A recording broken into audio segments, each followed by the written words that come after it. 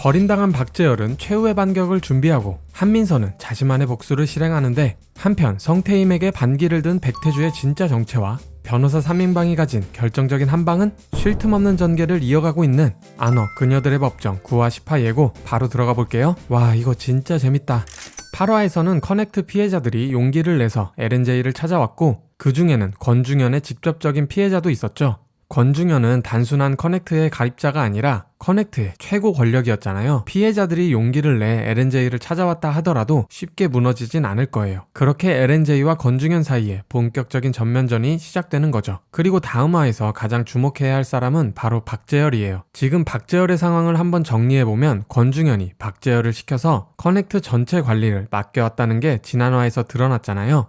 박재열은 권중현의 카르텔을 지키면서 그 안에서 자신의 권력을 키워가고 있었어요. 하지만 LNJ가 커넥트를 파고들면서 그 계획이 완전히 무산되고 결국 권중현이 박재열을 꼬리 자르게 해버렸죠. 박재열 입장에서는 모든 걸 잃은 셈이에요. 권력을 위해 모든 더러운 일을 감당해왔는데 상황이 불리해지자 가장 먼저 자신을 버린 거니까요. 그러니 박재열이 흑화하는 건 어쩌면 당연한 수순일 것 같아요. 예고에서도 권중현이 자신들을 적으로 돌리면 어떻게 되는지 아냐면서 박재열을 압박하는 장면이 나왔잖아요. 이 말을 들은 박재열은 복수심에 불탈 거예요. 그렇다면 박재열은 어떻게 움직일까요? 제 생각엔 박재열이 그동안 커넥트를 운영하면서 확보해둔 증거와 자료들을 자신을 지키는 카드로 활용할 것 같아요. 그 안에는 권중현을 직접 겨냥할 수 있는 결정적인 내용들이 들어있을 거예요. 커넥트의 운영 기록, VIP 명단, 거래 내역들까지. 박재열은 그걸 손에 쥔 채 체포 직전 모든 자료를 가지고 도주를 선택한 것 같아요. 그래서 구선규도 수배 명령을 때린 거죠. 박재열은 그동안 자신이 관리해온 인맥과 명단을 총동원해서 빠져나갈 구멍을 만들려고 발버둥 칠 거예요. 하지만 그게 장기적으로 박재열을 살릴 수 있는 카드는 아닐 거예요. 이미 권중현이 손을 써뒀을 테니까요. 그리고 예고에서 한민서가 박상아와 직접 만나는 장면이 나왔죠. 이건 단순한 만남이 아니에요. 진화나에서 한민서가 윤라영과 대화하는 장면 기억하시죠? 자신이 받은 대로 복수를 하고 싶다는 마음을 직접적으로 드러냈잖아요. 그래서 자신의 인생을 완전히 꼬이게 만든 이선화를 자기 손으로 직접 처리해버렸던 거예요. 그리고 그 다음 타겟은 박재열이었던 거죠. 이선화를 처리한 한민서가 박재열에게 복수하기 위해 오래전부터 박상아와 SNS로 연락하며 친분을 쌓아왔던 거예요. 그 준비가 이제 본격적으로 실행 단계로 넘어가는 거죠. 예고에서 박재열이 한민서에게 지금 어디냐고 묻는 장면이 나왔잖아요. 아마 한민서가 박상아와 함께 있다면서 박재열에게 직접 연락을 한 걸 거예요. 딸이 자기 손안에 있다는 걸 알린 거죠. 그 말을 들은 박재열이 즉각적으로 반응한 거고요. 그런데 여기서 흥미로운 부분이 있죠. 이전까지는 박재열이 딸 박상아도 가스라이팅하며 이용해 먹으려는 사이코패스적인 면모를 보이는 건 아닐까 의심했었는데 그게 아니었던 것 같아요. 박재열은 유일하게 자신의 딸 박상아에게만큼은 진짜 부성애를 가진 것 같아요. 홍현희가 박상아를 데리고 도망쳤을 때도 박재열이 필사적으로 딸에게 연락하면서 엄마 말을 믿지 말라고 설득하려 했던 것도 같은 맥락인 거죠. 남의 자식들은 그렇게 비참하게 이용해 먹었으면서 자기 딸만큼은 소중하게 생각한다는 게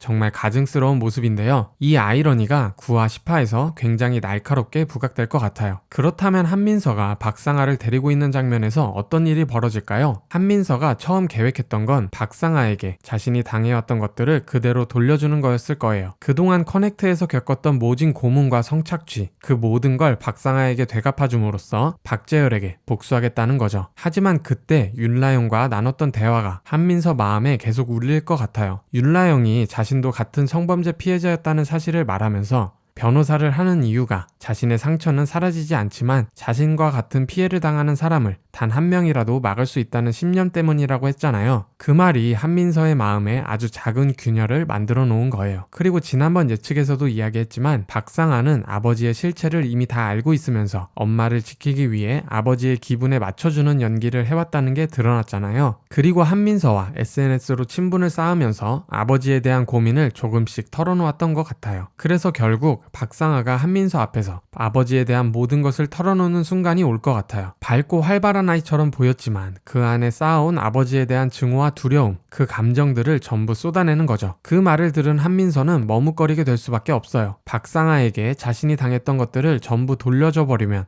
박상아도 결국 자신과 똑같은 피해자가 되는 거잖아요. 그리고 그건 윤라영이 말해줬던 신념과 완전히 반대되는 일이에요. 그래서 한민서는 박상아를 포박한 채 박재열이 보는 앞에서 직접 복수를 실행하려고 하겠지만 그 순간 손이 멈출 것 같아요. 그리고 그 틈을 노린 박재열이 한민서를 제압하려는 상황까지 가게 되는 거죠. 바로 그 순간 윤라영이 그 장소를 찾아낼 것 같아요. 윤라영이 도착하면서 상황이 완전히 바뀌게 되는 거죠. 결국 도망 중이던 박재열을 체포하는 데 성공하고 한민서도 이선아를 죽였다는 혐의로 함께 체포가 되는 거예요. 예고를 보면 한민서가 초록후드였다는 사실을 주인공 세 사람이 이미 알게 됐기 때문에 한민서는 이전에 저질렀던 범죄 혐의까지 전부 감당해야 하는 상황에 놓인 거예요. 한민서 입장에서는 정말 가혹한 결말처럼 보이지만 아마 이 과정에서 가장 충격적인 반전이 터지지 않을까 싶어요. 바로 한민서의 진짜 정체에 관한 이야기예요. 지난화에서 윤라영이 추모를 간 장소의 묘비에 3개의 이름이 적혀 있었잖아요. 그 중에 이가온이라는 이름이 있었는데 2006년생에 2021년에 생을 마감했다고 나와 있었어요. 지난번 예측에서 제가 만약 윤라영이 박재열에게 성범죄를 당하고 낳은 아이가 한민서라면 2006년생일 거고 그 아이는 출산 직후 입양을 보내줬을 가능성이 높다고 했었잖아요. 이걸 다 연결해보면 한민서가 바로 윤라영의 친딸일 가능성이 거의 확실해지는 거예요. 제 추측으로는 한민서는 입양된 후부터 입양 부모에게 심한 학대를 당해왔을 거예요. 그리고 참다 못한 한민서가 다 같이 죽기 위해 어떤 극단적인 일을 벌였던 것 같아요. 그 사건 이후 가족은 모두 사망했고 한민서만 살아남아서 그 자리를 도망쳐버린 거죠. 그리고 경찰은 당시 이가온의 시신을 발견하지 못했지만 실종 후 사망한 것으로 판단해서 사망 처리를 해버렸을 것 같아요. 그렇게 이가온은 죽은 사람이 되었고 한민서로 이름을 바꾸고 가출팸에서 새로운 삶을 시작하게 된 거죠. 이가온이 사망 처리된 시점과 한민서가 가출팸에 들어간 시점이 거의 맞아떨어지는 게 강력한 증거인 거예요. 그렇다면 이 사실은 누구에 의해 밝혀지게 될까요? 아마 구선규가 한민서를 조사하는 과정에서 알게 될 것 같아요. 한민서가 본명이 아니란 사실을 알게 되고 추적을 하다가 2021년에 일어난 사건을 발견하면서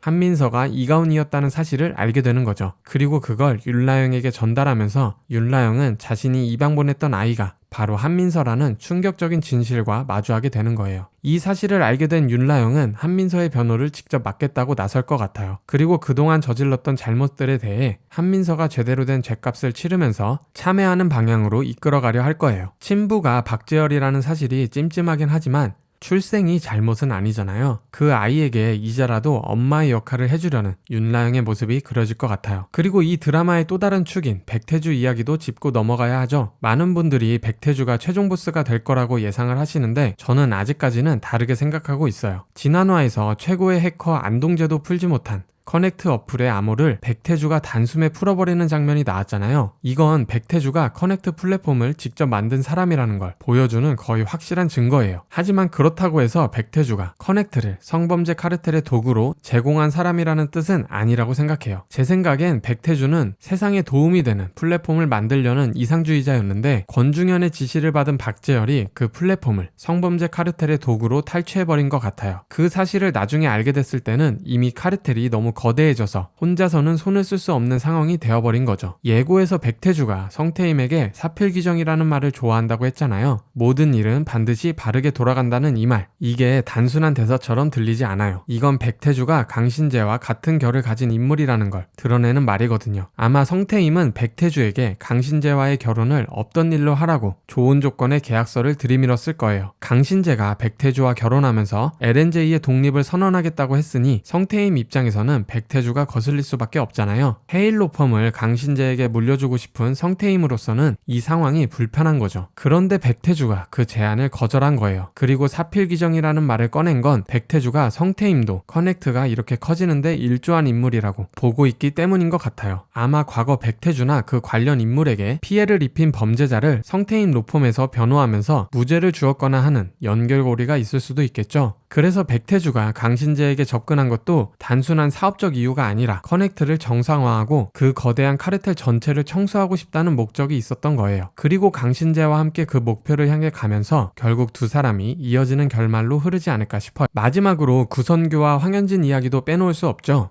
이 두 사람의 서사를 보면 구선규가 정말 세상에 이런 사람이 있을까 싶은 캐릭터예요. 자신의 아이가 아닐 거라는 강한 확신에도 황현진을 은근히 챙기는 모습을 보면 진짜 유니콘 같다는 생각이 들거든요. 제 생각엔 아마 황현진의 아이의 친부는 구선규가 맞을 것 같아요. 이건 황현진이 태아 친자 검사를 요청하면서 밝혀질 것 같은데 그 결과를 들은 구선규가 바로 황현진에게 달려가지는 않을 거예요. 지금 20년 전 살인미수 사건에 대한 조사가 시작됐고 예고에서처럼 권중현이나 다른 권력자의 사주에 의해 강제 수사까지 들어온 것 같거든요. 구선규는 아마 이 사건을 조사하면서 변호사 3인방이 20년 전 했던 행동이 정당방위였다는 걸 밝혀내려고 할 것 같아요. 그 과정에서 황현진과 계속 소통하게 되고 두 사람 사이에 쌓인 벽이 조금씩 허물어지기 시작할 거예요. 아마 한 번에 모든 게 해결되는 건 아니겠지만 구선규가 황현진의 무고함을 밝히기 위해 움직인다는 사실 자체가 두 사람의 관계에서 가장 큰 전환점이 될 것 같아요. 그리고 시간이 지나면서 구선규가 황현진을 용서하고 새 출발하는 모습도 그려지지 않을까 싶어요. 자, 이렇게 9화 10화 내용을 예측해봤는데요. 이번 회차도 정말 수많은 서사들이 동시에 터져나오면서 드라마가 절정을 향해 달려가는 느낌이 강하게 드는 것 같아요.